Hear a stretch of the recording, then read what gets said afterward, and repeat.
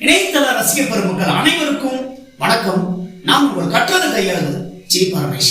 பார்த்தீங்கன்னா சினிமா திரையுலகத்துக்கு ரொம்ப ஒரு சோகமான தினம். நம்ம எல்லாருக்குமே ஒரு சோகமான தினம் தான். ஏன்னா பார்த்தீங்கன்னா மிகப்பெரிய இயக்குனரும் நடிகருமான கே பாக்யராஜ் அவர்களோட மறைவு. 6 மணிக்கு பார்த்தீங்கன்னா அவர் வாக்கிங் போயிருக்காரு. அதற்கு பிறகு வீட்டுக்கு வந்தவனே அவருக்கு நெஞ்சு வலிக்குது அப்படின்னு சொல்லியிருக்காரு. ஹாஸ்பிட்டலுக்கு கூட்டிட்டு போயிருக்காங்க. ஆனா பாத்தீங்கன்னா அப்பவே அவர் இறந்துட்டு இருந்தாரு.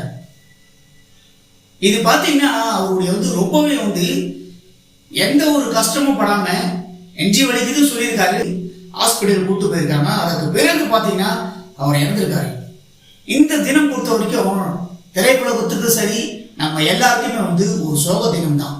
பாக்யராஜ் அவர்களோட மறைவுக்கு அவங்களுடைய குடும்பத்துக்கும் ஆழ்ந்த இரங்கலை நான் தெரிவித்துக் கொள்கிறேன்.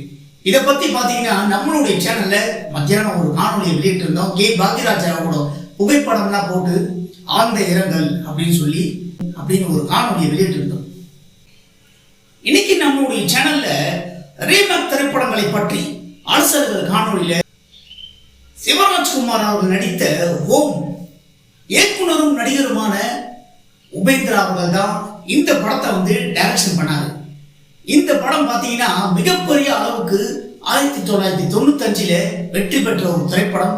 இதை பத்தி 2 நாள் முன்னாடி நம்மளுடைய சேனல்ல ஒரு காணொலி வெளியிட்டிருந்தோம். இப்ப இந்த படத்துல கதாநாயகன் சிவராஜ்குமார் அவர்கள் கதாபாத்திரம் சத்யா இவருடைய பேர்.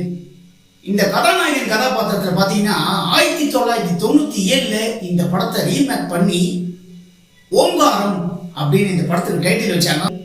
இந்த படத்தை தெலுங்குல பாத்தீங்கன்னா டாக்டர் ராஜசேகர் அவர்கள் நடிச்சாரு. இந்த சத்யா கதாபாத்திரத்துல சிவராஜ்குமார் அவர்கள் நல்லா நடிச்சாரா இல்ல டாக்டர் ராஜசேகர் அவர்கள் எஸ்டானரியா இந்த படத்துல நடிச்சாரா? ஏன்னா இந்த படத்தை பொறுத்த வரைக்கும் பாத்தீங்கன்னா கன்னடத்துல தான் ஃபர்ஸ்ட் ரிலீஸ் ஆச்சு. இந்த ஓம் படத்தை ரீமேக் பண்ணி தான் தெலுங்குல ஓம்காரம் அப்படின்னு டாக்டர் ராஜசேகர் அவர் நடிச்சாரு. கன்னடத்துல தான் ஃபர்ஸ்ட் ரிலீஸ் ஆச்சு. 1995 இந்த படம் கன்னடத்துல வெளியாகி மிகப்பெரிய அளவுக்கு வெற்றி பெற்ற ஒரு திரைப்படம். இந்த படத்தை தெலுங்குல 1997 ரீமேக் பண்ணாங்க. அதே இயக்குனரும் நடிகருமான உபேந்திரா அவர்கள் தான் டைரக்ஷன் பண்ணாரு. இந்த படத்தை KKN குமாரி அவர்கள் ப்ரொடியூஸ் பண்ணாங்க. அதே மாதிரி இந்த படத்துக்கு இசை அம்சரேகா. கன்னடத்திலையும் இந்த படத்துக்கு அம்சரேகா தான் இசையமைச்சிருக்காங்க. அதே தெலுங்குலையும் இவங்க தான் இசை பண்ணியிருக்காங்க. ஆனா இந்த படத்தை பொறுத்த வரைக்கும் பாத்தீங்கன்னா நடிகர் சிவராஜ்குமார் அவர்கள் நல்லா நடிச்சாரா இந்த சத்யா கதாபாத்திரத்துல இல்ல டாக்டர் ராஜசேகர் அவர்கள் எஸ்டானரியா நடிச்சாரா? இதை பத்தி நம்மளுடைய சேனல்ல பார்ட் 2 காணொலி வருகிறதுன்னு சொல்லிட்டு ஃபர்ஸ்ட் ஒரு காணொலி வெளியிடும் போதே இதை அப்டேட் பண்ணியிருந்தோம். இந்த படத்தை பொறுத்த வரைக்கும் பாத்தீங்கன்னா சிவராஜ்குமார் அவர்களை விட ராஜசேகர் அவர்கள் எஸ்டானரியாக இந்த படத்துல சத்யா கதாபாத்திரத்துல அவர் நடிச்சிருக்காரு. சிவராஜ்குமார் அவரோட ஓம் படத்தை நீங்களே போட்டு பாருங்க. ராஜசேகர் அவர்கள் நடித்த ஓம்காரம் தெலுங்கு படத்தையும் நீங்க போட்டு பாருங்க. யார் நல்லா நடிச்சிருக்கா அப்படின்னு உங்களுக்கு தெரியும். ஏன்னா இந்த படத்துல பாத்தீங்கன்னா ஃபர்ஸ்ட் சிவராஜ்குமார் அவர்கள் தான் நடிச்சாரு இந்த படத்தை. ஆனா இந்த படத்துல அவருடைய கதாபாத்திரத்துல பாத்தீங்கன்னா எந்த ஒரு சீன்லயுமே அவர் முகத்துல எக்ஸ்பிரஷன் ரொம்ப கம்மியா தான் கொடுத்திருப்பாரு. இந்த கதாபாத்திரத்தை பொறுத்த வரைக்கும் ரொம்பவே பவர்ஃபுல்லான கதாபாத்திரம். இந்த ஓம் படத்தை தான் ஓம்காரம் அப்படின்னு தெலுங்குல ரீமேக் பண்ணி எடுத்தாங்க. அதே மாதிரி இந்த படத்தை பாத்தீங்கன்னா தமிழ்லயும் ஓம் அப்படின்னு டைட்டில் வச்சு இந்த படத்தை தமிழ்ல மொழிமாற்றம் பண்ணி நிறைய திரையரங்குகள்ல ரிலீஸ் பண்ணாங்க. ஏன்னா டாக்டர் ராஜசேகர் அவர்கள் படத்தை பொறுத்த வரைக்கும் தெலுங்குல ஒரு திரைப்படம் மிகப்பெரிய அளவுக்கு வரவேற்பு பெற்றதுன்னா அதை தமிழ்லயும் மொழிமாற்றம் பண்ணி ரிலீஸ் பண்ணுவாங்க. லேடிஸ் ஆடியன்ஸ் கூட பாத்தீங்கன்னா இவருடைய படங்களை ரொம்பவே விரும்பி பார்ப்பாங்க. இந்த ஓம் படத்துக்கு பாத்தீங்கன்னா காசி திரையரங்குகள்ல இந்த படத்தை பார்க்க வர லேடிஸ்லாம் பாத்தீங்கன்னா புடவையை இலவசமா கொடுத்துருக்காங்க. ஏன்னா அந்த அளவுக்கு இந்த படத்தை லேடிஸ் ஆடியன்ஸ் கூட லைக் பண்ணி பார்த்தாங்க. 20 நிமிஷம் கழித்து தான் இந்த படத்தோட கதாநாயகனோட அறிமுகத்தை காட்டுவாங்க அப்படின்னு நான் சொன்னேன். இந்த படத்துல பாத்தீங்கன்னா பேக்ரவுண்ட் மியூசிக்கை பொறுத்த வரைக்கும் கன்னடத்துல வந்து அதே மாதிரியே கொடுத்துருக்காரு. அதே அம்சரேகா தான் வந்து மியூசிக் பண்ணியிருக்காரு. கன்னடத்துல வந்து ஃபர்ஸ்ட் ஒரு மியூசிக் கொடுக்குறாரு. அதுக்கப்புறம் வந்து I love you, you must love you அப்படின்னு சொல்லிட்டு ஒரு பேக்ரவுண்ட் மியூசிக் வந்து கொடுக்குறாங்க. இந்த ராஜசேகர் ராவோட ஓம்காரம் படத்தை பொறுத்த வரைக்கும் பார்த்தீங்கன்னா, ராஜசேகர் என்ட்ரி ஆகும்போது ஒரு மியூசிக்கை கொடுத்துட்டு அதற்கு பிறகு ராஜசேகர் அறிமுகம் ஆகும்போதும் இதே மாதிரி ஒரு பேக்ரவுண்ட் மியூசிக் தான் கொடுத்துருக்காங்க. ஆனா கன்னடத்தை பொறுத்த வரைக்கும், ஆனா கன்னடத்தை விட தெலுங்குல வந்து இந்த மியூசிக்ல வந்து மிரட்டியிருக்காங்க. என்ன கேட்டீங்கன்னா, அவருடைய அறிமுகத்துல அந்த மாதிரி தான் இருந்தது. ஒரு அம்மிங் மாதிரி ஒன்று கொடுத்துருக்காங்க. அவர் வரும்போது ஒரு பாடல் ஒன்று வச்சிருப்பாங்க இந்த படத்துல, தில்ரூபா தில்ரூபா என் பாப்பா தில்ரூபா அப்படின்னு. இந்த பாடல் பார்த்தீங்கன்னா கன்னடத்துல வந்து ஃபெயிலியர் ஆயிடுச்சு இந்த பாடல். அதாவது அந்த பாடலை கேட்க முடியாத அளவுக்கு எச்சலா இருக்கு. இந்த படத்துல பாத்தீங்கன்னா சிவராஜ்குமாரோட நடிப்பு வந்து முகத்துல ஒரு எக்ஸ்பிரஷன் வேற மறுக்குது. என்னதான் இயக்குனர் உபேந்திரா அவர்கள் இவருக்கு போய் நடிப்பு சொல்லி கொடுத்தாலும் இவருடைய கதாபாத்திரம் வந்து உள்வாங்கி நடிக்கல இந்த படத்துல. ஆனா ராஜசேகர் அவர்களை பொறுத்த வரைக்கும் பாத்தீங்கன்னா அவர் வந்து டைரக்டர், அவரு வந்து ஒரு இயக்குனர். அதனால இந்த கதாபாத்திரத்தை வந்து உள்வாங்கி, அதாவது இவர் வந்து ஒரு 20% தான் நடிச்சிருப்பாரு. அவர் வந்து 100% வந்து எஸ்டானரியா இந்த சத்யா கதாபாத்திரத்தை நடிச்சிருக்காரு. இந்த கத்தி எடுத்து பாருங்க, வெற்ற சீன்லாம் பாத்தீங்கன்னா ரத்தம் அப்படியே தெரிக்கும். இதுல வந்து சிவராஜ்குமார் அவருக்கு முகத்துல வந்து எக்ஸ்பிரஷனே வரல. இந்த கத்தி எடுத்து வெற்ற சீன் பாத்தீங்கன்னா இந்த போட்டோவில் வெளியிட்டு இருந்தாங்க. ரத்தம் தெளிச்சு அப்படியே வந்து முகம் ஃபுல்லா வந்து ரத்தம் அப்படின்னு சொல்லிட்டு ஒரு பேனர் வச்சிருந்தாங்க. இதை பார்த்துட்டு தலைவர் சூப்பர் ஸ்டார் ரஜினிகாந்த் அவர்களே வந்து ராஜசேகர் அவர்களை பாராட்டினார். ஓம் சொல்லிட்டு பேனர் வச்சிருந்தாங்க, தமிழ்ல டப் பண்ணி. இந்த படத்தோட போஸ்டர் எல்லாம் வச்சிருந்தாங்க. ஒரு நடிகனை வந்து ரொம்பவே அழகா காட்டணும் தான் நினைப்பாரு. இவர் என்னப்பா இவ்வளவு ஒரு வித்தியாசமான கதாபாத்திரத்தை நடிச்சிருக்காரு, பிரமாதம் அப்படின்னு சொல்லிட்டு தலைவர் சூப்பர் ஸ்டார் ரஜினிகாந்த் சொல்லியிருக்காரு. தலைவர் சூப்பர் ஸ்டார் ரஜினிகாந்த் வந்து டாக்டர் ராஜசேகர் அவர்களை ரொம்பவே இந்த படத்துல பாராட்டியிருக்காரு.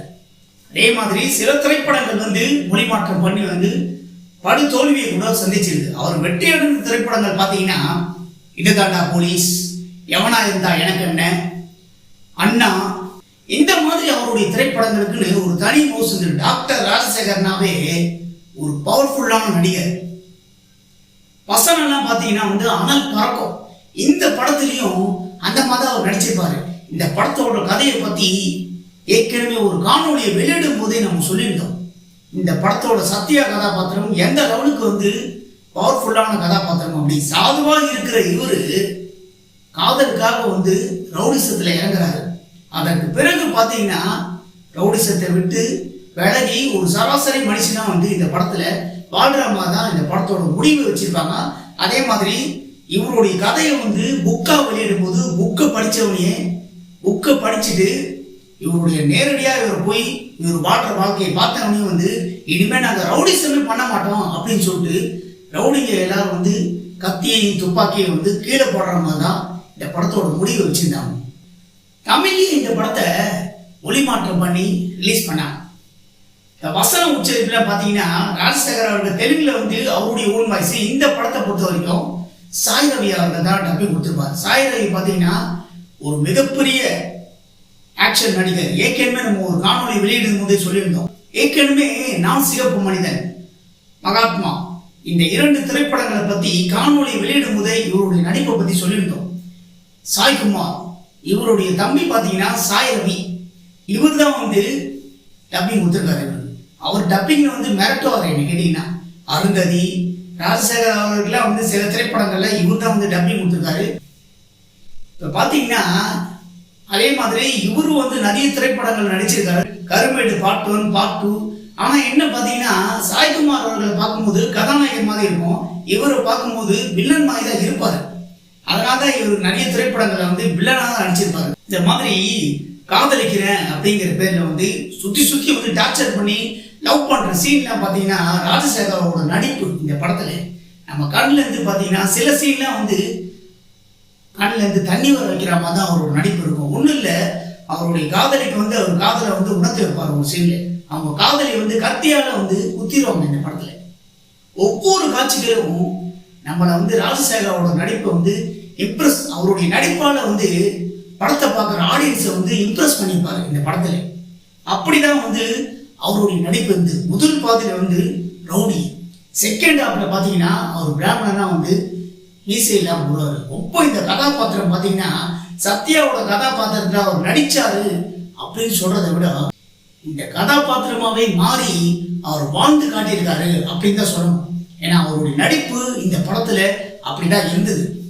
என்ன கேட்டீங்கன்னா இந்த காணொலியோட நோக்கம் என்னன்னா, ஓம் திரைப்படத்துல சிவராஜ்குமார் அவர்கள் நல்லா நடித்தாரா இல்ல டாக்டர் ராஜசேகர் அவர்கள் ஓம்காரம் படத்துல தெலுங்கு படத்துல நல்லா நடிச்சாரா அப்படின்னு கேட்டீங்கன்னா கண்டிப்பா சிவராஜ்குமாரோட நடிப்பு அந்த லெவலுக்கு மிகப்பெரிய அளவுக்கு இல்ல. டாக்டர் ராஜசேகர் அவரோட நடிப்பு தான் எக்ஸ்ட்ராடினரியா இருக்கு. இந்த படத்தை நீங்க எல்லாரும் பார்த்திருந்தீங்கன்னா சிவராஜ்குமார் அவர்கள் நல்லா நடிச்சாரா இல்ல ராஜசேகர் அவர்கள் நல்லா நடிச்சாரா அப்படின்னு உங்களுடைய கருத்துக்களை என்னுடைய கமெண்ட் பாக்ஸ்ல மறக்காம பதிவு பண்ணுங்க. இந்த காணொலியோட நோக்கமும் இதுதான். நீங்க சிவராஜ்குமார் அவர்கள் நீ வேணுனே குறை சொல்றீங்க அப்படின்னு நீங்க நினைச்சீங்கன்னா கூட இந்த படத்தை நீங்களே போட்டு பாருங்க, யாரோட நடிப்பு பெஸ்டா இருக்கு அப்படின்னு உங்களுக்கே தெரியும். அதே மாதிரி இந்த படத்தை பொறுத்த வரைக்கும் பாத்தீங்கன்னா கன்னடத்திலையும் கதாநாயகி கதாபாத்திரத்துல நடிகை பிரேமா அவர்கள் தான் நடிச்சிருக்காங்க. ஏன்னா இந்த கதாபாத்திரம் அவங்களுக்கு ரொம்பவே சூட் ஆயிடுச்சு. தெலுங்குலயும் இந்த கதாபாத்திரத்துல இவங்களே தான் இயக்குனர் உமேந்திரா அவர்கள் நடிக்க வச்சிருந்தாரு. கன்னடம் தெலுங்கு 2 மொழியிலுமே இந்த கதாபாத்திரத்துல அவங்க பிரமாதமான முறையில எந்த ஒரு மாற்றமும் இல்லாம இயக்குனர் சொல்லி கொடுத்த மாதிரியே ரொம்பவே பிரமாதமான முறையில அவங்க நடிச்சிருந்தாங்க. இப்போ ரீமேக் திரைப்படங்களை பற்றி அலசல்களை காணொலியிலே சிவராஜ்குமார் அவர்கள் நடித்த ஓம், டாக்டர் ராஜசேகர் அவர்கள் நடித்த ரீமேக் தெலுங்கு திரைப்படம் ஓம்காரம் படத்தை பத்தி நம்ம கொடுத்திருக்கிற இந்த காணொலியை பத்தி நீங்க எல்லாரும் என்ன நினைக்கிறீங்கன்னு உங்களுடைய கருத்துக்களை என்னுடைய கமெண்ட் பாக்ஸ்ல எல்லாரும் மறக்காம பதிவு பண்ணுங்க. நண்பர்களே, இந்த காணொளி உங்களுக்கு பிடிச்சிருந்தா லைக் பண்ணுங்க, ஷேர் பண்ணுங்க, கமெண்ட் பண்ணுங்க. ரொம்ப பிடிச்சிருந்தா ஜி பரமேஷின் கற்றது கையளவு சேனலை சப்ஸ்கிரைப் பண்ணுங்க.